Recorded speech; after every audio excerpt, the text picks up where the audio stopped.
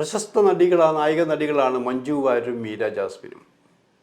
രണ്ടുപേരെയും ലോഹിതദാസാണ് കൊണ്ടുവന്നത്. ഇവർക്ക് രണ്ടുപേർക്കും തുടക്കം മുതലൊരു സ്വഭാവമുണ്ട്. ആ സ്വഭാവത്തിൽ എന്തെങ്കിലും മാറ്റം വരുമെന്ന് പലരും പ്രതീക്ഷിച്ചു. ഇതുവരെ അവരുടെ സ്വഭാവത്തിൽ ആ മാറ്റം വരുത്തിയിട്ടില്ല.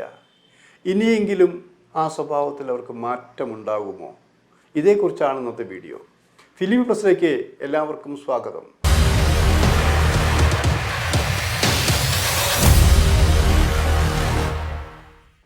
സൗഹൃദ സംഭാഷണങ്ങൾ പലപ്പോഴും സിനിമാക്കാരുമായി എനിക്കുണ്ട്. പല ബന്ധങ്ങളും അവർ തമ്മിലുണ്ട്. എന്നെ അവർ വിശ്വസിക്കുന്നു, ഞാൻ അവരെ വിശ്വസിക്കുന്നു. ഇത്രയും വർഷത്തെ സിനിമയുടെ ചരിത്രത്തിൽ അങ്ങനെ ഒരു ഗുണം എനിക്കുണ്ട്. ഇത് അങ്ങനെ പറയാൻ കാരണം, ഞാൻ എമ്പുരാനെക്കുറിച്ച് കണ്ട് വീഡിയോ ചെയ്തപ്പോൾ ഇച്ചിരി അമിതമായിട്ടുള്ള വിശേഷണം മഞ്ജു വാര്യരുടെ കഥാപാത്രം പ്രിയദർശിനിക്ക് കൊടുത്തിരുന്നു. ഇത് കണ്ടതുകൊണ്ട് എതിർത്തിട്ടല്ല. ചില സുഹൃത്തുക്കൾ ചോദിച്ചു, നിങ്ങൾ മീര ജാസ്മിനെ പലപ്പോഴും മറന്നു പോകുന്നു. മഞ്ജുവിന് കൊടുക്കുന്ന പ്രാധാന്യത്തിൻ്റെ ഒരു 25% നിങ്ങൾ മീര ജാസ്മിന് കൊടുക്കേണ്ടതല്ലേ? അപ്പോൾ ഞാൻ പറഞ്ഞു, മീരയോട് എനിക്ക് ഒരു എതിർപ്പോ വൈരാഗ്യമോ ഇല്ല. ലൈവായി നിൽക്കുന്നവർക്കാണ് നമ്മൾ സ്ഥാനം കൊടുക്കാറുള്ളത്, അല്ലേ? കുറേ വർഷം സിനിമയിൽ നിന്നും മാറി നിന്ന മഞ്ജു വാര്യരെക്കുറിച്ച് ആരെങ്കിലും എഴുതിയിട്ടുണ്ടായിരുന്നോ? അവരുടെ ജീവിതവും ജീവിത പ്രശ്നവുമായി തിരിച്ചു വന്ന് ഹൗ ഓൾഡ് ആർ യു വന്ന മുതലാണ് പിന്നെ മഞ്ജു വാര്യരെക്കുറിച്ച് ഇവിടെ എഴുതുകയും വീഡിയോകളും ചെയ്തു തുടങ്ങിയത്. അപ്പോൾ അവർക്ക് നഷ്ടപ്പെട്ട കുറേ 10-11 വർഷമുണ്ട്, കുറേ വർഷമുണ്ട്. ആ വർഷത്തിൽ അവർക്ക് എന്ത് സംഭവിച്ചു എന്ന് ആരും ചോദിച്ചിട്ടില്ല. അതുപോലെ തന്നെയാണ് മീര ജാസ്മിൻ. ഇപ്പോൾ മലയാള സിനിമയിൽ വളരെ കുറച്ച് വല്ലപ്പോഴും ഒന്ന് മിന്നി മറിഞ്ഞു പോവുകയാണ് മീര ജാസ്മിൻ. അവരെക്കുറിച്ച് പറയാൻ വേറെ ഒന്നുമില്ല. അങ്ങനെ സിനിമയിൽ വരുമ്പോൾ നമുക്ക് പറയുന്നതല്ലേ നന്നായിരിക്കുക.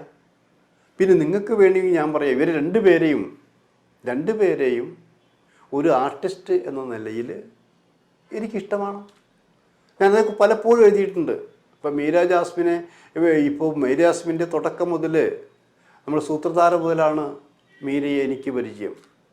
സല്ലാപം മുതലാണ് മഞ്ജു വാര്യർ എനിക്ക് പരിചയം എന്ന് പറഞ്ഞാൽ അവർക്ക് എന്നോട് എത്ര അടുപ്പമുണ്ട് എന്നെനിക്കറിയില്ല. അന്നൊക്കെ അവർ തുടക്കക്കാർ മാത്രമാണ്.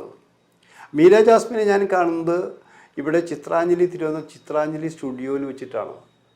ലോഹിതദാസിനെ അങ്കിളെ എന്ന് വിളിച്ചുകൊണ്ട് നടക്കുന്ന, എപ്പോഴും ഒരു അങ്കിളെ വിളിച്ചു കൊടുക്കുന്ന രൂപമായിരുന്നു മീര ജാസ്മിൻ്റേത്. അപ്പം അന്ന് ഞാൻ ലോഹിയെ കാണാൻ ചെന്ന് ശരിക്കും. അപ്പോൾ ഞാൻ കുട്ടികൾ ഇവരെ അഭിനയം നടത്തവും ഒക്കെ അന്ന് ഷീനെടുക്കുമല്ലോ നിരീക്ഷിക്കുകയായിരുന്നു. എങ്ങനെയുണ്ട് ലോഹി മീര ജാസ്മിൻ എന്ന് ചോദിച്ചപ്പോൾ, എൻ്റെ നായികമാരല്ലേ, മോശമാകുമോ? സല്ലാപത്തിൽ നിങ്ങൾ കണ്ടില്ലേ അന്ന് മഞ്ജു വാര്യർ എന്താ ചെയ്തത്? അപ്പോൾ എൻ്റെ പ്രിയപ്പെട്ട ഈ 2 നായികമാർ പലരെയും കൊണ്ടുവന്നിട്ടുണ്ടെങ്കിലും ഈ 2 നായികമാർ മിടുക്കിട്ട് തന്നെ എന്നാണ് അന്ന് ലോഹി പറഞ്ഞത്. മാത്രമല്ല ലോഹി വേറൊരു കാര്യം കൂടി പറഞ്ഞിരുന്നു. ഇവർക്ക് 2 പേർക്കൊരു സ്വഭാവമുണ്ട്. അത് എന്നെ ഞെട്ടിപ്പിച്ചു. അത് അപകടത്തിലേക്ക് നയിക്കുന്നതാണ് ശരിക്കും. അത് എത്ര പറഞ്ഞിട്ട് അവർക്ക് മനസ്സിലാവുന്നില്ല. അപ്പം എനിക്ക് ആദ്യം മനസ്സിലായില്ല, എന്തോ ഒരു കുരുട്ട് പ്രശ്നങ്ങളുണ്ടല്ലോ എന്ന് ചോദിക്കി. ലോഹി അത് എന്താണ്? നിങ്ങളതുള്ളപ്പോഴല്ലേ സംഭവം ഉണ്ടായിരുന്നത്. അതായത് ഇപ്പോൾ മഞ്ജു വാര്യർ വന്നപ്പോൾ അന്ന് വിദ്യാർത്ഥിനിയാണ്. സീനിനെ കുറിച്ച് പറയുന്നു, കഥാപാത്രത്തെക്കുറിച്ച് പറയുന്നു. പിന്നെ നമുക്ക് മഞ്ജു വാര്യർ അവിടെ കാണാൻ പറ്റില്ല. ആ കഥാപാത്രത്തെയാണ് കാണാൻ പറ്റുന്നത്. ആ കഥാപാത്രത്തിൽ ലയിച്ച് ചേരുമ്പോൾ അതിൻ്റെ പിന്നിലിരിക്കുന്ന ഒളിഞ്ഞിരിക്കുന്ന അപകടത്തെക്കുറിച്ച് പോലും ആ കുട്ടി ഓർമ്മിക്കാറില്ല.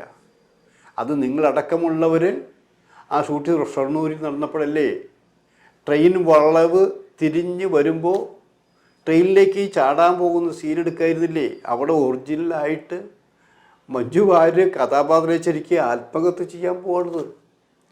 അത് മനസ്സിലാക്കിയ മഞ്ജു വാര്യനെ അടിച്ച് വീഴ്ത്തെറിപ്പിച്ചത് കൊണ്ടല്ലേ മഞ്ജു വാര്യർ അന്ന് ട്രെയിൻ അടിയിൽപ്പെടാതെ പോയത്.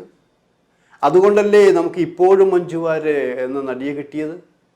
ഇതേ സ്വഭാവം തന്നെയാണ് മീര ജാസ്മിനുള്ളത്. മീര ജാസ്മിൻ നമുക്ക് കഥാപാത്രത്തെക്കുറിച്ച് പറഞ്ഞു കൊടുക്കുമ്പോൾ പിന്നെ നമുക്ക് മീര ജാസ്മിനെ കാണാൻ പറ്റില്ല. അവിടെ കഥാപാത്രം മാത്രമാണ്. ഈ രണ്ട് ഞാൻ എഴുതി വെച്ച് ഞാൻ എൻ്റെ സങ്കല്പത്തിലുള്ളതിനേക്കാൾ 10 ഇരട്ടി പൂർവാധിക ശക്തിയോടെ എനിക്ക് നൽകുന്നു. ഒരു ഗുരുദക്ഷിണ എന്ന നിലയ്ക്കാണ് ഈ 2 പേരും എൻ്റെ കഥാപാത്രങ്ങളെ കൂടുതൽ വിജയിപ്പിച്ച് എനിക്ക് നൽകിയിട്ടുള്ളത്. അന്ന് ലോഹി പറഞ്ഞത് എങ്ങനെയാണ്? അത് ഇത്തിരി അതിശോക്തി ഇല്ലേ എന്ന് ഞാനന്ന് വിചാരിച്ചെങ്കിലും മഞ്ജുവിൻ്റെ കാര്യത്തിൽ എനിക്ക് ആദ്യം ഇത് ശരിയാണെന്ന് തോന്നി. കാരണം അപാര റേഞ്ചുള്ളൊരു നടി തന്നെയാണ്. പിന്നീട് മീരയുടെ കാര്യത്തിലും ഇത് അനുഭവപ്പെട്ടു. അത് അനുഭവപ്പെടാൻ കാരണം ഇവർ നിമിഷങ്ങൾ കൊണ്ടാണ് പൊട്ടിത്തെറിക്കുന്നത്, പൊട്ടിക്കരയുന്നത്, അങ്ങനെയുള്ള ഭാവങ്ങളെല്ലാം ഉണ്ടാവുമെന്ന് ആലോചിക്കണം. അതേസമയം പൊട്ടിച്ചിരിക്കുകയും ചെയ്യും.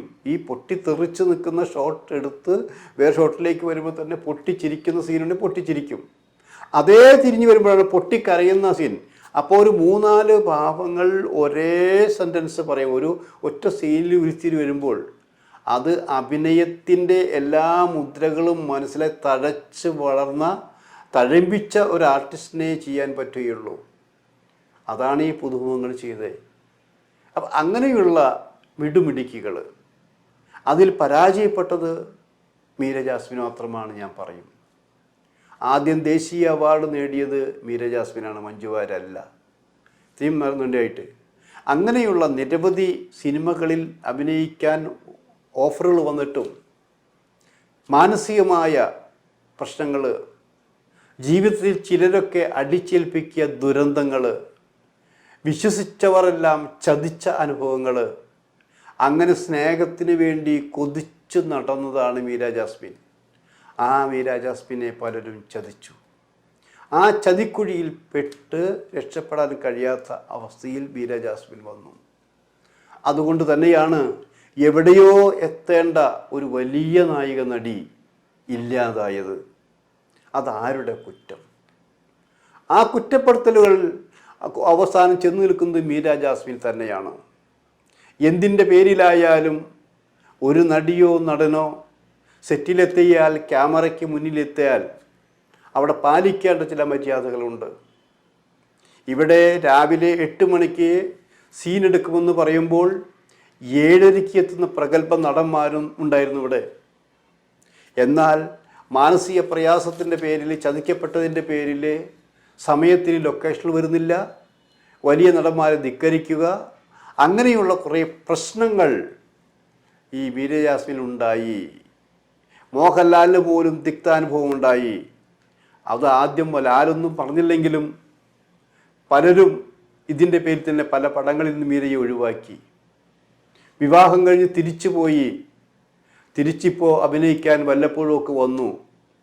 മിന്നിത്തിളങ്ങുന്ന നക്ഷത്രങ്ങൾ പോലെ പെട്ടെന്ന് തിളങ്ങാതെ പോയി എന്നുള്ളതാണത്. ഇപ്പം മീരയ്ക്ക് സിനിമയുണ്ടോ? ഇല്ല. മഞ്ജു വാര്യരോ ഇങ്ങനെ തിളങ്ങി നിൽക്കുകയാണ് പൂർവാധി ശക്തിയോടെ. 2 പേരും കഴിവുള്ളവരാണ്.